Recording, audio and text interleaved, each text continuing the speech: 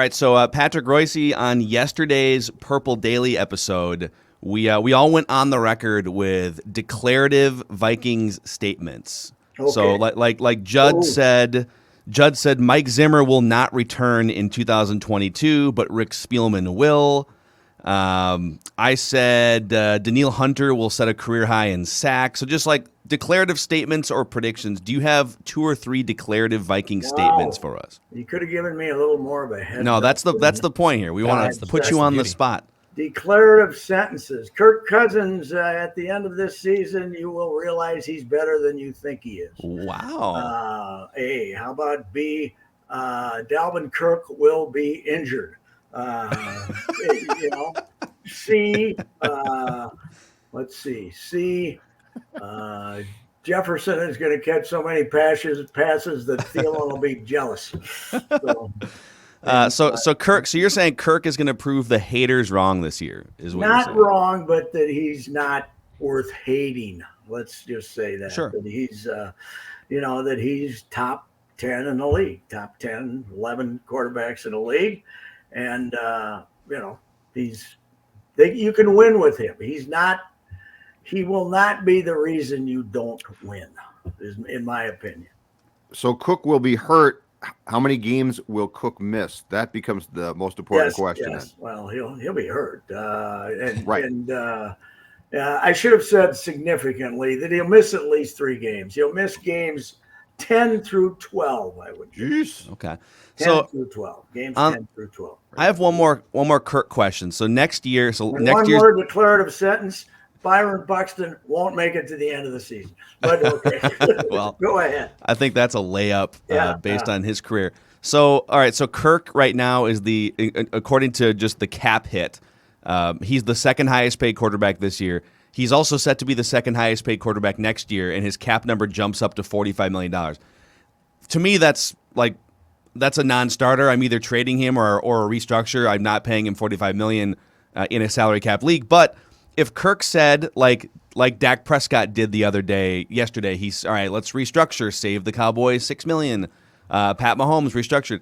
If Kirk said, all right, I know I've been a little greedy, just trying to protect generations of cousins, grandchildren, and great-grandchildren. Yes. But listen, I think if we strap it in at home, I think I can go from a $45 million cap hit to like 28 or 30 to help the team. If he wanted to save the Vikings money to the cap and sign like a 3-year extension into his mid-30s, so would you sign up for that? He gets the same amount of money. Well, he wouldn't be one of the 3 highest paid quarterbacks. He doesn't give them money back, because I do not like it when any player gives money back to the greedy SOBs that run the NFL. Yes. Ziggy's making $200 million a year, whether he's Kirk Cousins or making.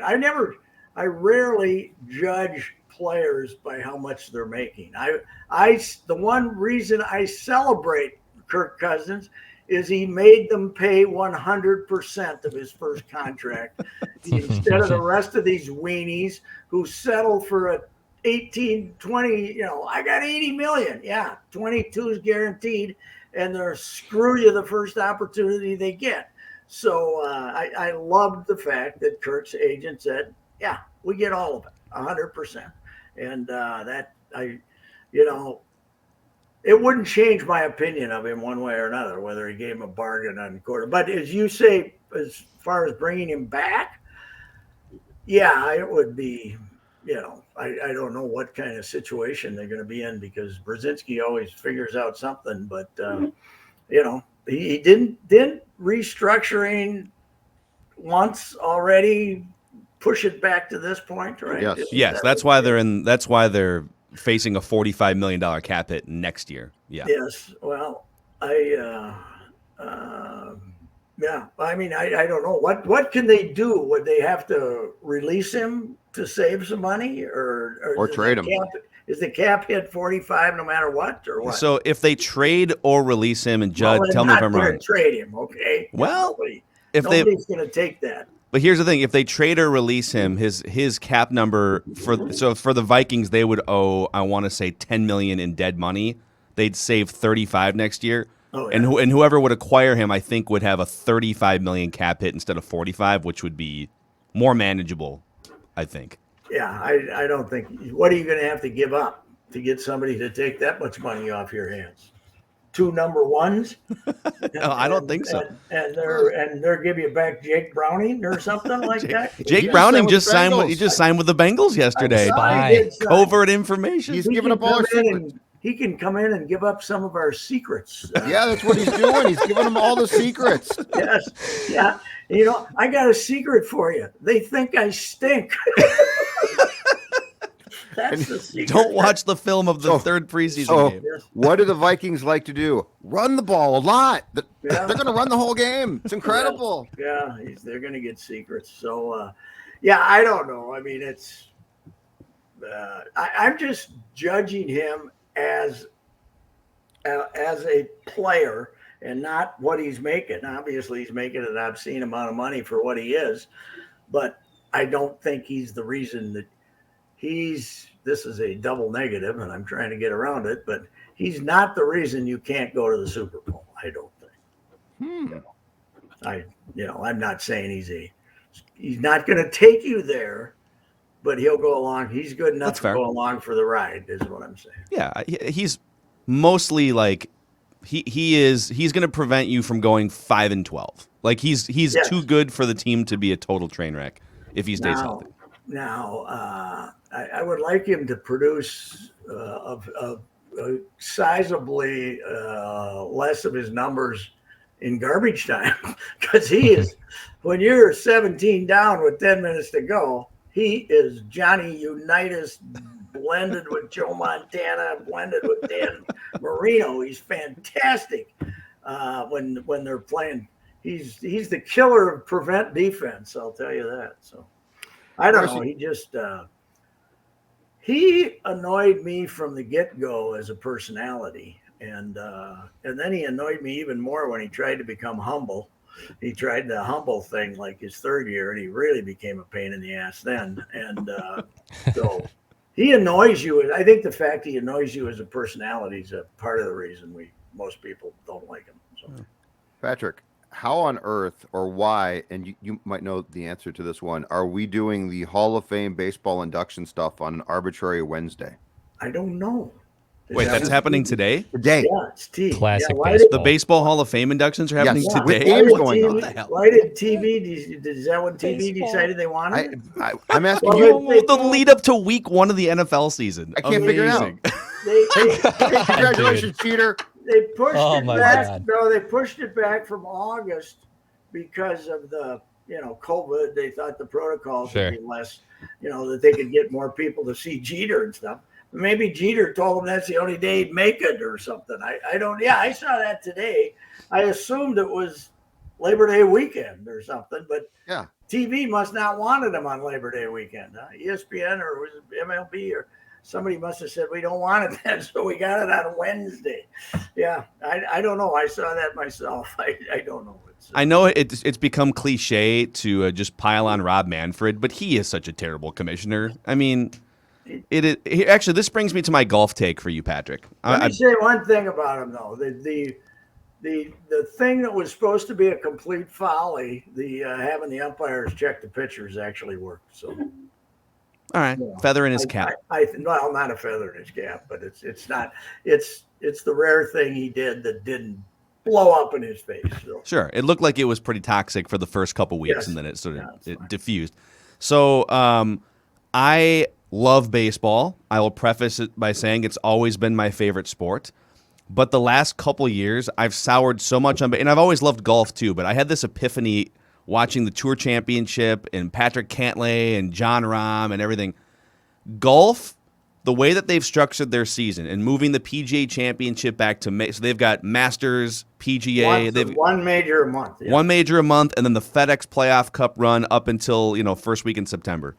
Golf is far more intriguing in the months of April, May, June, July, August, early September than baseball is right now, and I don't think it's close. I wouldn't go that far because they still have the weekly events where a lot of people don't show up. But when you get Do you think that the stroke advantage thing works in the Tour Championship? I Making think a guy 10 under because you really the last 2 days you only had 2 guys.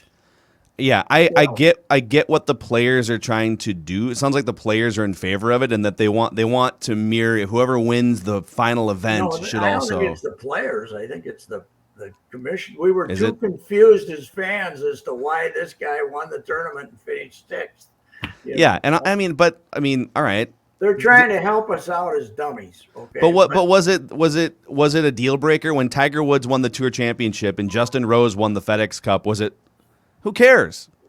I'd rather just see a good tournament and everyone started. It's not the players who did this. It's the tour. It's the tour. But then they made that prize $15 million, and Now that's fun. That catches your attention when they say, Cantley's got a 2-putt from 25 feet to win $15 million. And that's so golf only 5, right? So it's a $10 million difference. And with that, so with the 4 majors, and then with let's just say at least 2 or 3 of the playoff events, if you're even a casual fan or must watch, golf between April and September has created like 6 to 7 must watch fun events. I don't think baseball has any between April and early September right now. Well, they got the Hall of Fame ceremony on a Wednesday. They got that. That's a good point, actually. Yeah, that'll be good. It's such a blast. Yeah, I can't argue with you. It is funny though. We can sit there and wait for Bryson DeChambeau to look at his calculations for 3 minutes before he hits a shot. And then we can complain about baseball taking too long. Golf, they put them on the clock.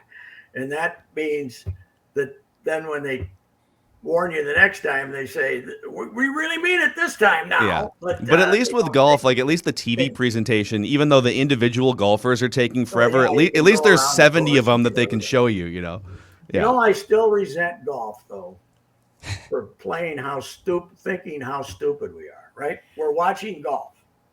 And all of a sudden, we haven't seen this guy hit a shot all day, right? And the leaders are on 6, and he's on 14. And they rush up there to show a 28-foot putt. This guy's going to make that putt, right? Yes. Otherwise, they wouldn't be showing it to us. So don't think we're stupid. Plausibly live, Patrick. Plausibly live. We're stupid and act like we're waiting to see what happened. We know what happened. Oh, here's a guy who's +7 teeing off at a par 3. Wonder what's going to happen here. We decided to forget the leaders and go watch some fat ass try to make a 16-footer. We know the putt's going in. You don't have to. And the best part is if you watch a tournament and something happens on a hole near the hole that they're showing, you can hear the eruption of the crowd. Yes, and then they'll send it to that hole as if you have no idea why the crowd erupted. Yeah, it's true. Hey, you know who seems depressed on the telecast? Phil Faraday. He's got, I don't think he likes not being the guy, and you listen to him and it's like all his enthusiasm is gone. I think they canceled his show on Golf Channel too. Oh, did they? Really? I think so. He's got demons though. He's got some big time. So that actually wouldn't be surprising. You might be right about that. Yeah, I think he does, but he's he didn't sounded like they went over to him over the weekend because I watched a lot Saturday and Sunday I was saying, what's wrong with him, man? He's got no enthusiasm whatsoever. That's another thing. So Faraday's amazing, and there are good golf commentators. Don't get me wrong, but it's unlike the NFL where, all right, once a quarterback gets to be like 38 or 40, that Drew Brees and Tony Romo and Peyton Manning, they're all going to be available to be on TV for the next 20 years. Golfers now, these guys are playing into their 40s, and then they go play on the Champions Tour, and they're likely to play golf until they're 60, and that's why Paul Azinger is still the lead color commentator. Well, he's okay, but with Justin Leonard being a commentator, my God, he's the most boring human being that ever lived. And let's go take this guy. Everybody likes Justin. No, we don't. We think he's a stiff, Well, David Duval and Justin Leonard, just two guys who fell off the map 20 years ago. They've got to pay Phil. They're going to just they're going to have to break down and write like a Romo contract for Phil. It would be amazing. Say, stop playing golf, dude. Get fat, enjoy life. He won't shut up, too.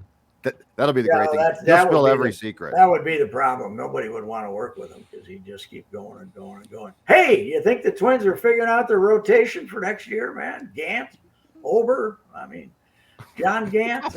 Joe Ryan. Did you watch John Gant? I think the Cardinals made a big mistake. They can't win a game now that they don't have John Gant anymore. I can't see if your tongue is pressed into your cheek right now or not. I'm trying to tell. Cleveland's got a terrible Cleveland's lineup. awful. That lineup is brutal. They fit right in with the rest of the division. Wow. Oh my God. Hey, man. I'm going to love it. I'm going to love the Colomé spin when the year's over and he's got 19 saves. Yeah. He had a pretty good year. It was those 4 months were terrible. There's no way they can bring him back, right? No, God, no.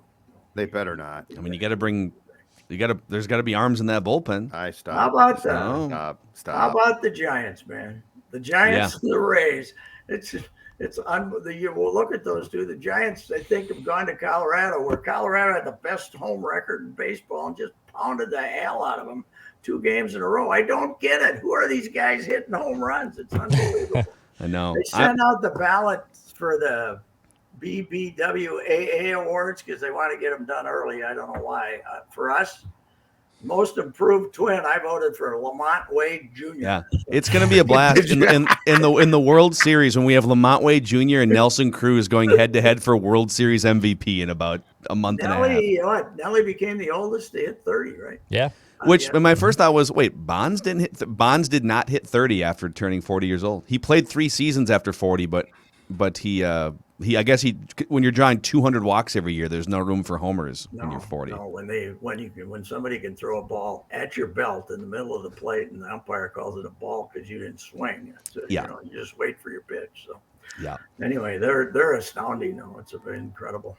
So. All right, we got to run, Pat. We'll catch you on Friday. All right, gentlemen. See you, Royce. All right, that's Rapping with Reusse here. I'm Mackey.